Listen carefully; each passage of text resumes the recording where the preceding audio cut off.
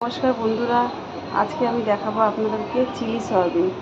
এখানে দুখানা বড় সাইজের পেঁয়াজ আছে, আমি কেটে এরকম খুলে নিয়েছি। আর আছে এখানে আদা রসুনের পেস্ট, আপনারা চাইলে এটা কুচিও দিতে পারেন। এখানে আছে 6খানা কাঁচা লঙ্কা, এখানে আছে একটা বড় সাইজের ক্যাপসিকাম, এখানে আছে 100 গ্রামের সয়াবিন। তেলে দিয়েছি, ফ্রাই প্যান বসিয়ে দিয়েছি, দিয়ে দেবো এখানটায় পরিমাণ মতন সাদা তেল।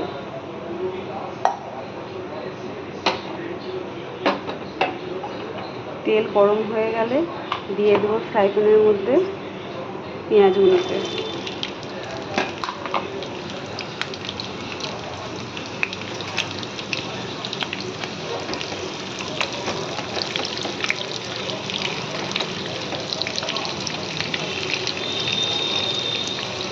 হালকা একটা বাদামি কালার হয়ে এসছে, এবার দিয়ে দেবো আমি সয়াবিনটা।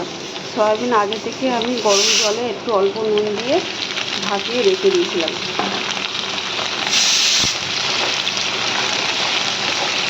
এটা একটু ভালো করে নাড়াচাড়া করতে হবে। সয়াবিনটা হালকা নাড়াচাড়া করে নিয়েছি, দিয়ে দেবো আমি 1 চামচ নুন, আর দিয়ে দেবো এর মধ্যে ক্যাপসিকাম কাটাটা, আর দিয়ে দেবো কাঁচা লঙ্কা কাটা আর আদা রসুনের পেস্টটা। এই সবগুলো দিয়ে আমি ভালো করে একটু কষাবো। এখানে আছে 1 চামচ বড় চামচের ভিনিগার, 1 চামচ টমেটো সস, 1 চামচ সয়া সস, আর গোটা গোলমরিচের গুঁড়ো 1/2 চামচ, আর এখানটায় আছে কর্নফ্লাওয়ার 1 চামচ আমি গুলে নিয়েছি। এখানে আদা রসুন দিয়ে মশলাটা ভালো করে কষানো হয়ে গেছে, এবার আমি দিয়ে দেবো এর মধ্যে এই সব কিছু। এটা দিয়ে ভালো করে নাড়াচাড়া করতে হবে। ভালো করে কষানো হয়ে গেছে, দিয়ে দেবো আমি 1 চামচ চিনি, আর দিয়ে দেবো কর্নফ্লাওয়ার গোলাটা।